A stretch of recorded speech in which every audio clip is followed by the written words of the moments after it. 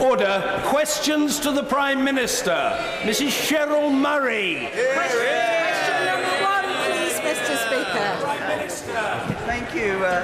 Thank you, Mr. Speaker.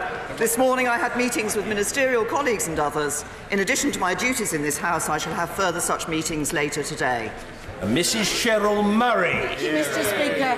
In the public interest, will my right honourable friend, the Prime Minister, publish in full all of the government's European Union exit modelling? But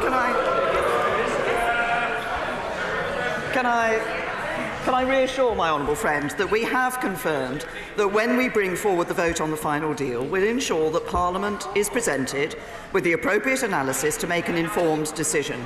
Now, with negotiations ongoing, it would not be practical or sensible to set out the details of exactly how the government will analyse the final deal, but we will set out our assumptions and methodology when we present this analysis to Parliament and the public. Remy Corbyn. Thank you, Mr. Speaker. I hope the whole House will join me in paying tribute to Patricia Hollis, Baroness Hollis of Higham, who died earlier this week. She was a tireless campaigner for social justice, played a pivotal role in defeating the cuts to tax credits this government was imposing on low-paid workers, and we on this side will miss her dearly. Given the Prime Minister did not once mention Chequers, either in her conference speech or in her statement to Parliament on Monday, does this mean the Chequers plan is now dead?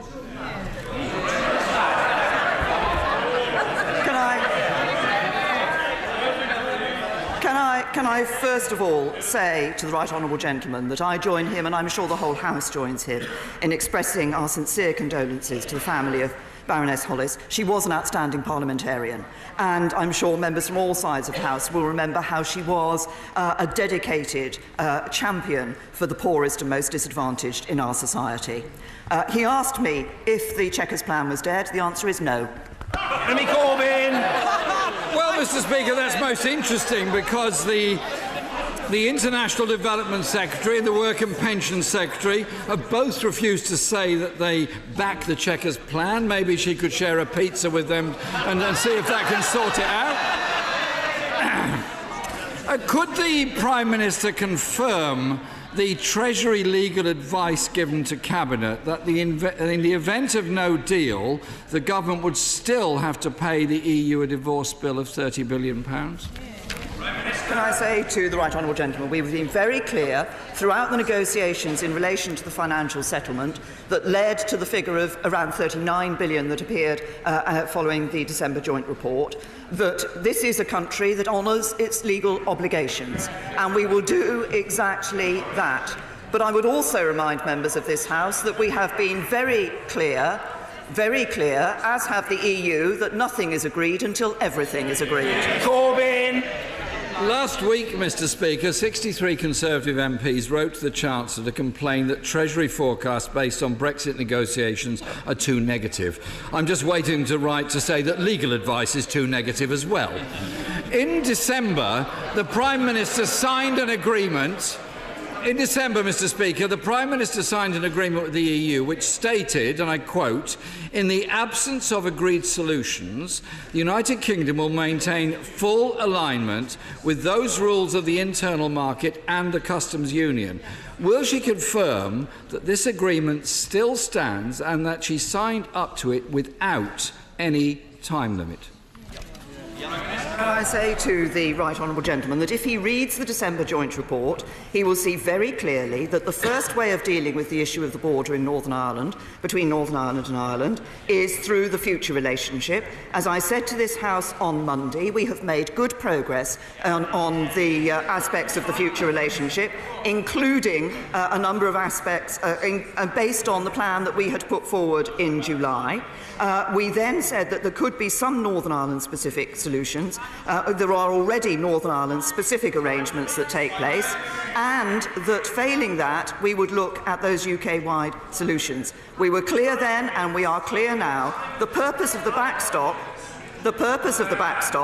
is to bridge the gap between the end of the implementation period and ensuring that the future relationship is in place. And as we have said, I expect the future relationship and intend to work for the future relationship to be in place by the 1st of January 2021. Jeremy Corbyn. Mr. Speaker, my question was that she signed an agreement that had no time limits attached to it. Does she stand by that or not? Mr. Speaker,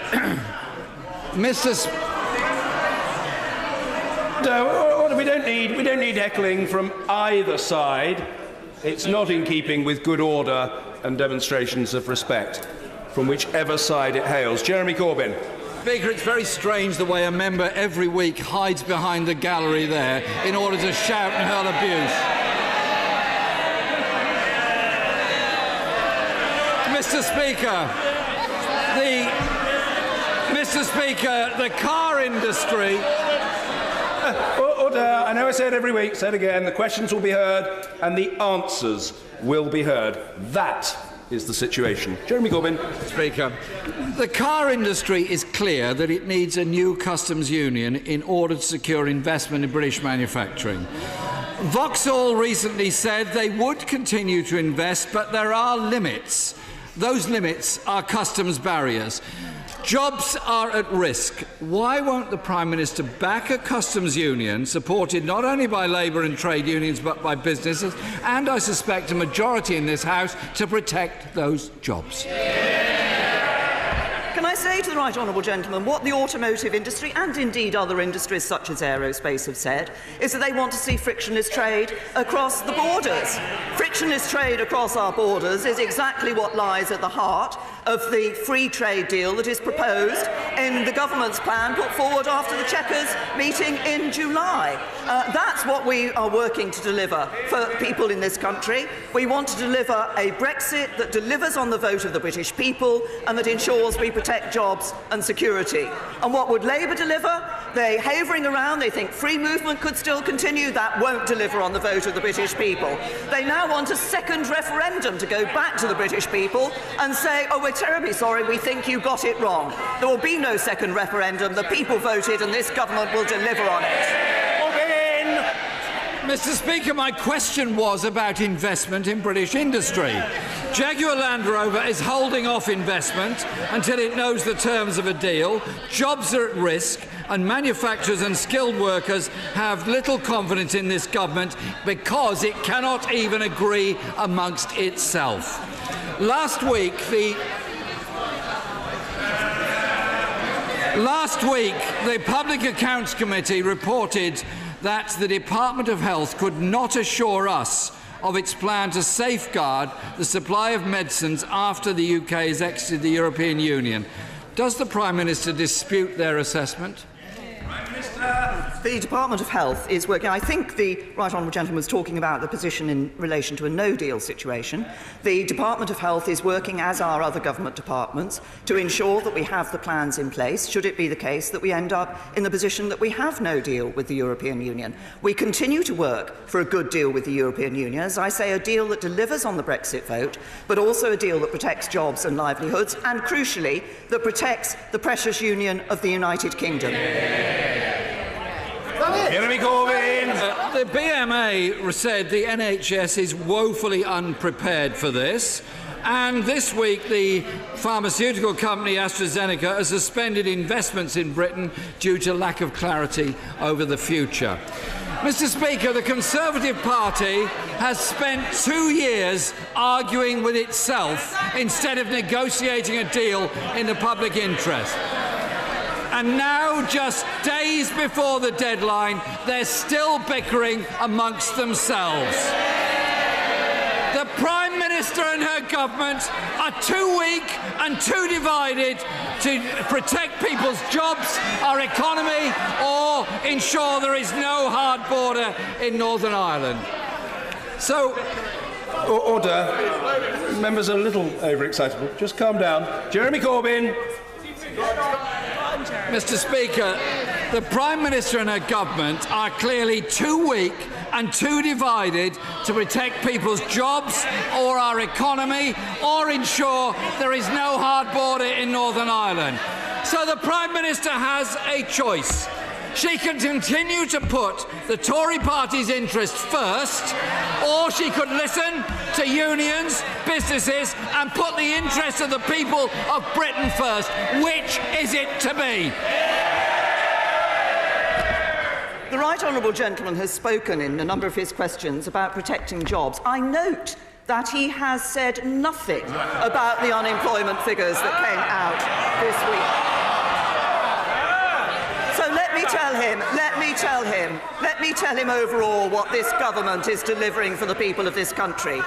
Scrapping the council's borrowing cap so they can build more homes for people. An end to austerity so people's hard work pays off. Freezing fuel duty for a 9th year so there's more money in people's pockets. Unemployment lower than for the last 40 years. Youth unemployment halved under this government. And wages rising faster than they have done for a decade. Labour can play politics, the Conservatives deliver for the people of this country. Tim Lawton!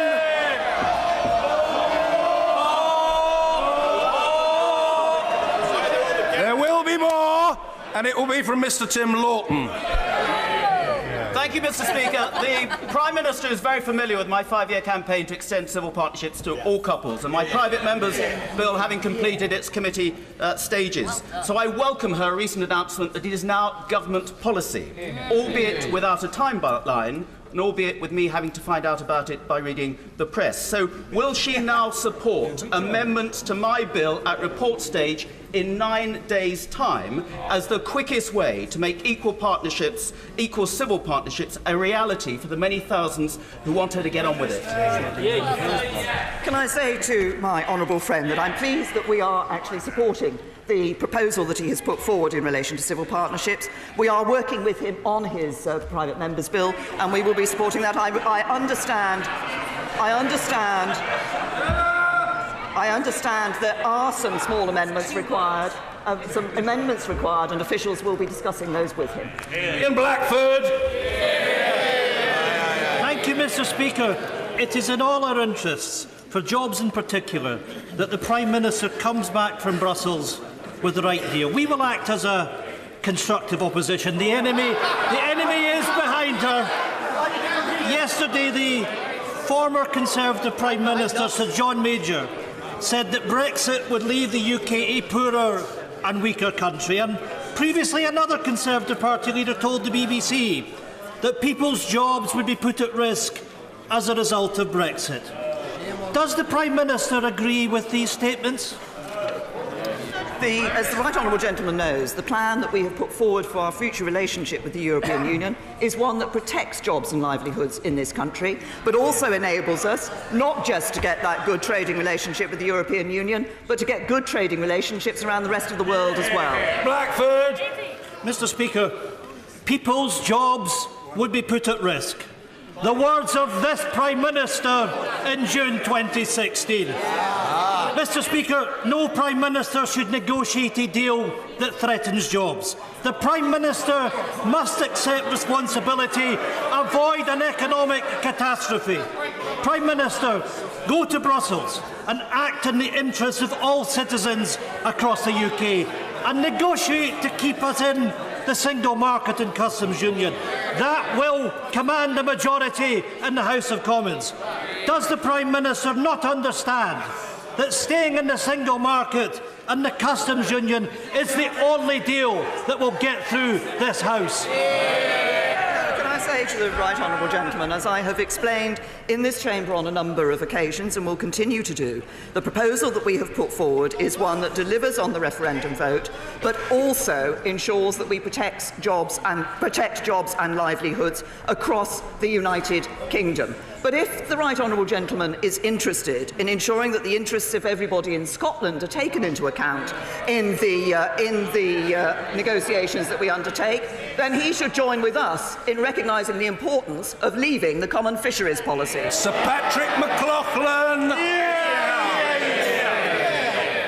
The vast majority of people in the United Kingdom will wish the Prime Minister very well in the very tricky negotiations that she has to undertake. Something which no other Prime Minister has had to do in our history. Will she ensure that the outcome of these negotiations will ensure that we still continue to get the levels of inward investment that we've attracted in this country, which has seen unemployment fall in the last 6 years by over 1 million people? Well, my right honourable friend is absolutely right, and I thank him for raising this. The inward investment into the UK is important in terms of supporting jobs here in the UK, and what we want to do is ensure that we remain an attractive place for that inward investment, but we also want to encourage that inward investment through the deals that we are doing with countries around the world, and free trade deals mean greater choice, they mean lower prices for British consumers, and more export opportunities for British businesses, and increased investment here in the UK. And that's why our leaving the European Union gives us an opportunity to forge even better relationships, even better connections around the rest of the world, to encourage that inward investment and to bring yet more jobs here to the UK.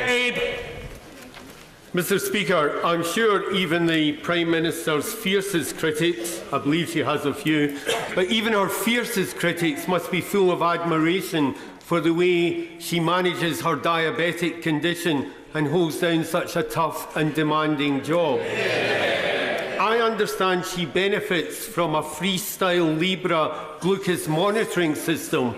Wouldn't it be nice if she would do something to make that available to the 500,000 people who are denied that benefit because of NHS rationing? Perhaps we could call it help for the many, not the few. Can I say to the honourable gentleman, first of all, I thank him for his comments. I do use a Freestyle Libre. It is now available on the National Health Service. It is.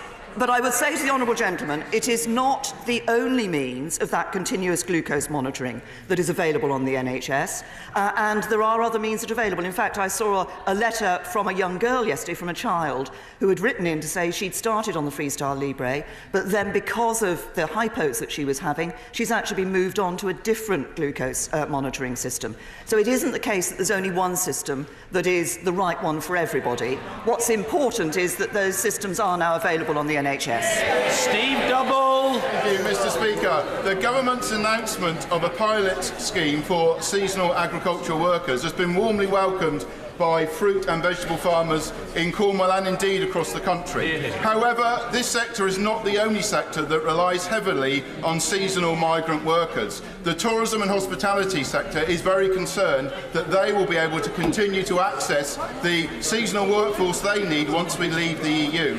Can the Prime Minister confirm what action the government is taking to ensure this important sector for our economy continues to be able to access the workforce it will need? And would she consider a seasonal worker scheme for the tourism sector? Well, can I say to my honourable friend, I thank him for highlighting the seasonal workers pilot that we've introduced, because the horticultural sector is a particular British success story. We've seen a significant growth over the last 20 years in soft fruit production, over 130% increase. We have been clear that we're piloting and looking at this seasonal worker scheme, and we'll assess how that has worked, and we'll obviously be bringing forward the further details of the overall immigration policy that we have proposed, but will ensure that we are recognising the needs of the British economy. Alex Norris. Thank you, Mr. Speaker. Yesterday, Nottingham citizens published their report into hate crime in our schools. This highlighted hate crime as a growing issue, but I was particularly struck by the children's surveys' lack of awareness of what actually constitutes a hate crime. We have failed them by not yet properly arming them with the knowledge and skills to thrive in this challenging world. Would the Prime Minister meet with me and a delegation of young people from my city to discuss how to change this?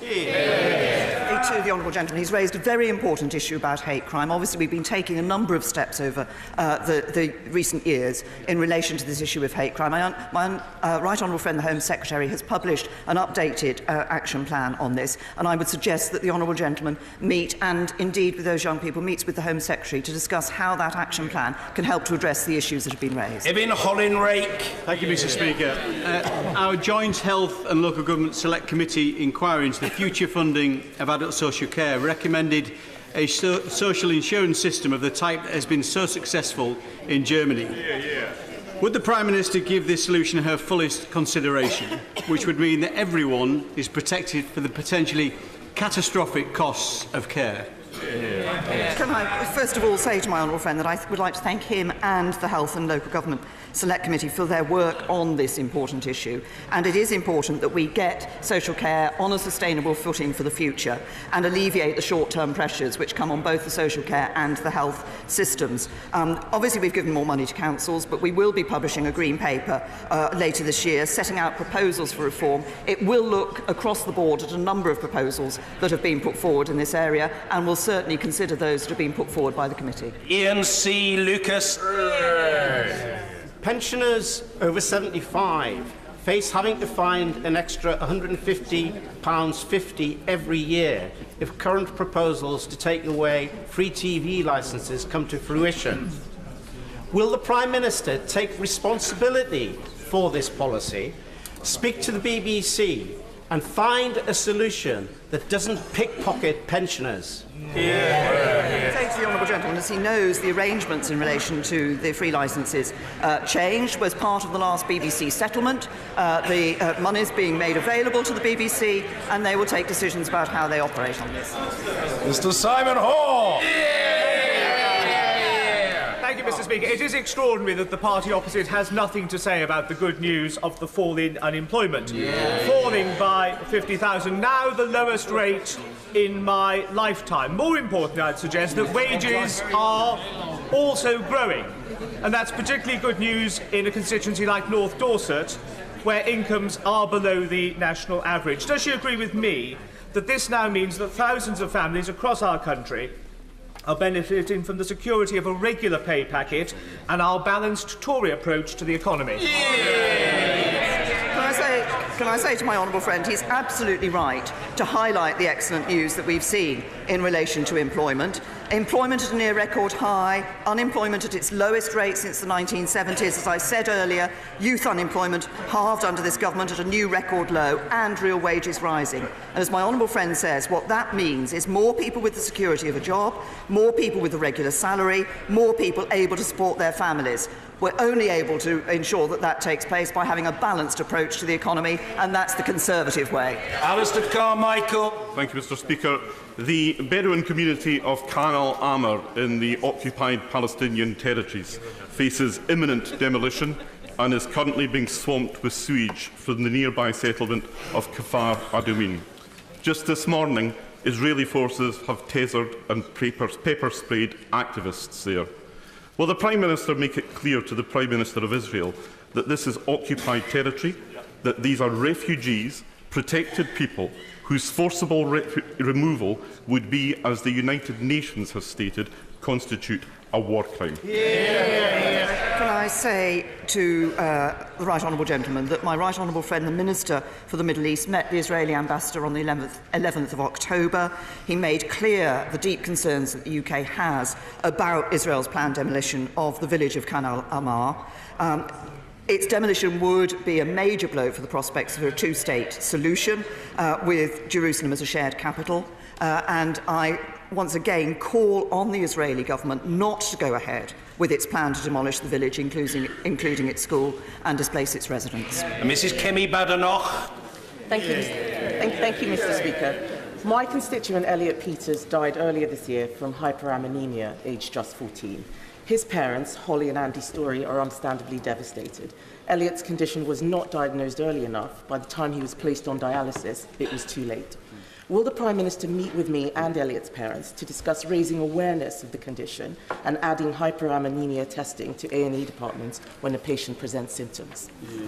Can I say to my honourable friend that this is an extremely tragic case, and I would like to offer my sincere condolences to Elliot's family and friends. I understand that this is a condition that's associated with an inherited metabolic condition, some of which are very rare, and staff aren't always on the lookout for symptoms of such rare conditions. But we are committed to making sure that the NHS always seeks to learn when things go wrong to ensure that such tragic events can be prevented for future parents. And I'm sure that a minister from the Department of Health and Social Care would be very happy to meet with my honourable friend and Elliot's parents to discuss this. Pete Wishart. In the face of clear breaches of electoral law where the Vote Leave campaign might just have cheated its way to victory, the police refuse to undertake a criminal investigation because of what they say is political sensitivities. This comes on top of all the issues of unaccounted dark money sustaining the Scottish Conservatives. Does the Prime Minister believe that our electoral laws are fit for purpose, and what will she personally do to ensure that our democracy is defended from those that would seek to circumvent it? Can I say to the honourable gentleman that, as he will know, the Electoral Commission is an independent regulator accountable to Parliament and not to the government. And there's a very important constitutional principle in this country that politicians do not interfere with police investigations, and everyone is innocent if and until proven guilty in a court of law.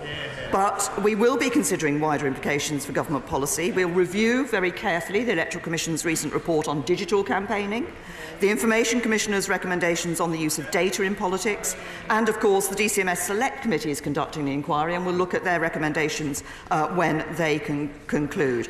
But as regards the vote in relation to the referendum, I must remind the honourable gentleman that 17.4 million people voted to leave the EU on a turnout of 3/4 of the electorate, and it is up to this Parliament, this government, to deliver on that mandate. Alan Mack! Thank you, Mr. Speaker. I welcome the government's extra funding for our NHS. Can my right honourable friend ensure that some of this new money is used to improve and upgrade NHS technology, which can both save more lives and improve patient care? Well, can I first of all thank my honourable friend for the report on the use of technology in the NHS. We are dedicated to using this new funding to support technology transformation and modernisation. There's capital funding that is being provided to the NHS to upgrade equipment, to construct new buildings, to refurbish existing ones. In the 10-year plan, we want to see the NHS embracing the opportunities of technology so we can not just improve patient care but save more lives and deliver healthcare more efficiently. Paul McDonough. Thank you, Mr. Speaker. In Mitcham and Morden, Brexit means that the Wilson Hospital will not reopen after funders pulled out due to economic uncertainty. Goodness knows how many communities are now going to lose their health centres and GP surgeries. We must have missed that Brexit bus. Will the Prime Minister give Mitcham and Morden a people's vote on Brexit so that we can save our hospital, or will she today guarantee the reopening of the Wilson?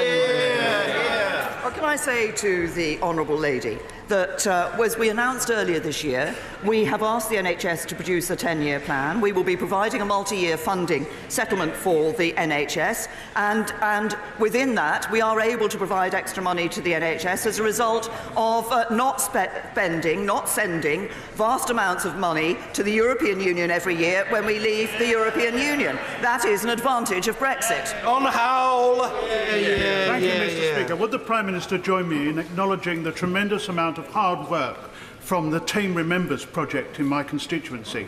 300 people have travelled 150,000 miles to commemorate all of the 212 who lost their lives in various conflicts. Can I say to my honourable friend, I'm very happy to join with him in commending all those who have undertaken those journeys and ensured that that remembrance continues. It is very important that we are able to recognise the contributions that people have made in conflict. Jamie Stone. Here. Mr. Speaker, the Prime Minister will be only too well aware that people living in the remote Highlands and Islands are being penalised by extra charges for the delivery of goods and utilities. Indeed, I would say it is a wholly unfair geography tax on my constituents. Can I therefore, Mr. Speaker, appeal to the Prime Minister to consider and look favourably upon the proposal that a Royal Commission be set up to look into these extra charges and how they could be eliminated? Well, can I say to the honourable gentleman that we have taken the price of parcel surcharges, including for more remote constituencies, seriously. That's why we've set up the Consumer Protection Partnership to look at this very issue, and that brings various consumer bodies together from the advice and enforcement world to look at the transparency and accuracy of pricing of delivery charges, as well as the level and fairness of charges. But I am sure that the relevant Minister from the Department for Business, Energy and Industrial Strategy will be happy to meet the honourable gentleman to discuss this further. Steve Baker. Mr. Speaker, could I ask my right honourable friend to impress upon our European friends, 2 points which I hope the House will think reasonable and practical. First, that the EU may not break apart the Union of the United Kingdom, and second, that after we have left the European Union, the EU may not direct how we regulate our economy and govern ourselves. Can I say to my honourable friend that certainly I'm very clear that when we have left the European Union, we will be taking decisions here in the United Kingdom on all those issues that previously have been taken, decisions have been taken in the European Union. So we will be taking control of our laws, we'll also take control of our money and take control of our borders. And on the first point he has made, I made it clear earlier this year, have continued to make it clear and will carry on making it clear that we will not accept any proposals which would effectively break up the United Kingdom. Nigel Dodds. Given that nothing is agreed until everything is agreed, does the Prime Minister accept that it would be very, very difficult for the House to be asked to confirm a withdrawal agreement which is legally binding without having pretty clear assurances and some precision about the details of the future trading relationship? Yes, can I say to the right honourable gentleman that I agree, and as I've always said, that at the time when we bring the withdrawal agreement back, the package, if you like, back to this House, it's important not only that members are able to look at the withdrawal agreement, but also have sufficient detail about the future relationship in all its aspects. The trading relationship, which he's referred to, is important, but obviously our future security relationship, both internal security and external security, and other issues are also of importance. And it's also important to me that there is a linkage between that future relationship and the withdrawal agreement. Julian Knight. Speaker. Not long ago, we had the horror of 3 pigs' heads being left outside a Muslim community centre in Solihull. Then the EDL thugs came to my proud multicultural town and we turned our backs on them. In this light, will the Prime Minister join me in condemning utterly the actions of a Solihull Green councillor, as reported in the Birmingham Mail, who has written a guide on how to attract and trick BNP voters? There is no place for pandering to racism in my town or in our politics. Can I say to my honourable friend, I absolutely agree with him. There is no place in our society for pandering to racism of any sort. And we should send a very clear message of that from the whole of this House. Can I also say he references what happened at one of his local mosques. And the Home Secretary has been pleased to make extra money available for the security of places of worship, because sadly we do see places of worship of different faiths all too often being subject to attack. But my honourable friend's key point that there is no place for racism in our society is absolutely right. Danielle Rowley. Mr. Speaker, the Work and Pension Select Committee heard evidence that showed that by not having automatic split payments for universal credit, women are being trapped in abusive relationships. Mr. Speaker, this absolutely disgusts me. How does it make the Prime Minister feel? Well, can I say to the honourable lady that we take the issue of domestic violence and abusive relationships very seriously indeed. I think the issue is split payments obviously are available where that is the right thing to do in relation to couples. Where that is the right thing to do in relation to couples. But I think what needs to be done is that we take a sensitive approach to these cases on that individual basis. We all want to ensure that women who are in abusive relationships are getting the support that they need, and we should send a message of clear condemnation of that abuse from across this House. Dr. Julian Lewis. Next time shroud-waving EU negotiators claim that a hard border is necessary on the island of Ireland, will she kindly ask them who would actually construct it? The Irish certainly won't. The British certainly won't. So unless the EU army plans to march in and build it, it surely can never happen. Can I say to my honourable friend that we are all working to ensure that there will be no hard border between Northern Ireland and Ireland. That is the clear commitment of the United Kingdom government, and that was as agreed by the European Union when we signed the December joint report. Ben Bradshaw.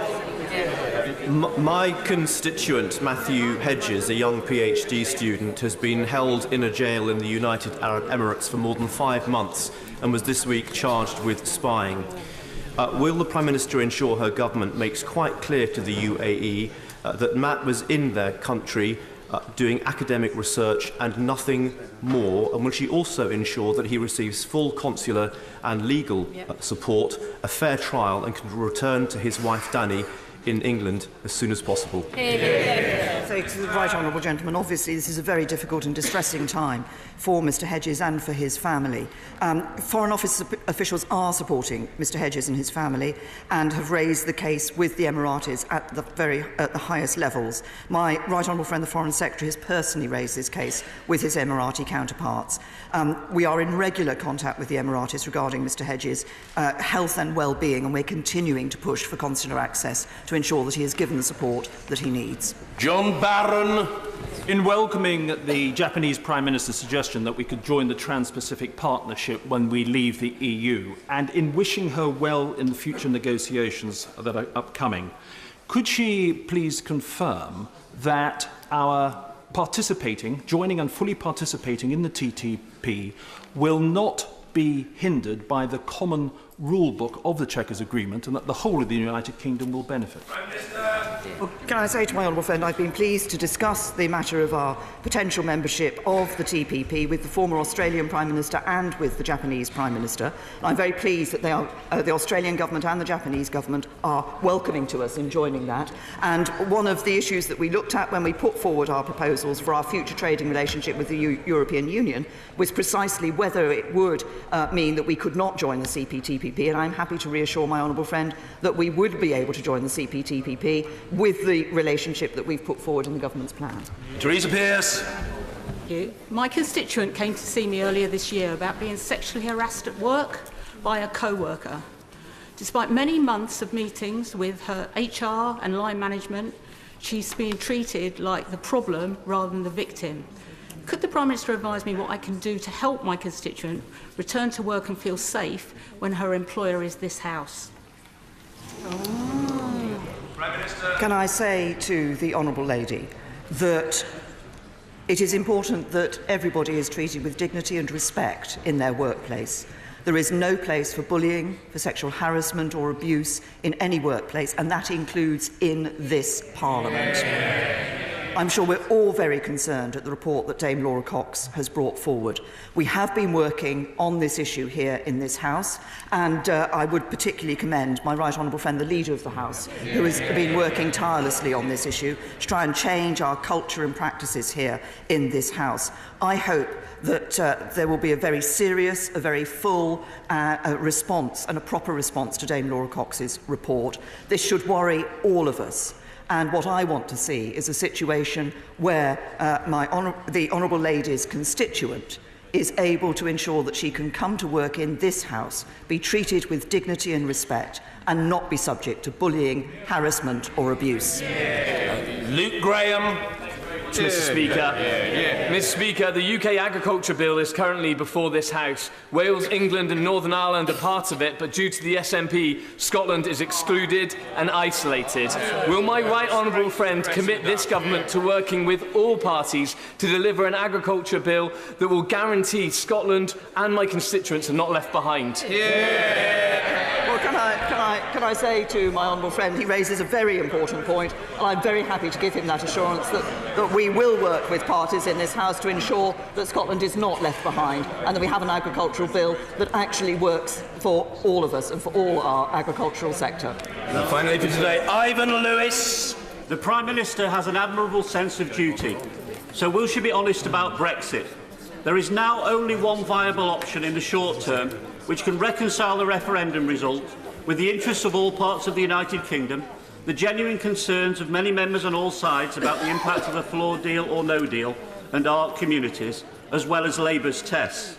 We should join EFTA and the EEA and seek EU agreement to remain in the customs union for a specified period from the date that we leave, making it clear that on joining the EEA, we will exercise our right to put an emergency brake on free movement of labour. It may not be the perfect option, but our only consideration now should be the national interest. The Prime Minister. we've got the drift and we're grateful. The Prime Minister. The only consideration for this government is the national interest. That is why we have put forward a proposal that delivers on the vote of the referendum, that ensures that we leave the European Union on the 29th of March 2019, that we will no longer send vast sums of money annually to the European Union, that we will take control of our laws, control of our borders, that there will not be the jurisdiction of the European Court of Justice in this country, that free movement will end, but that also protects jobs and livelihoods and protects the union of the United Kingdom. That is in the national interest, and that is what the government has proposed. Thank you. Order.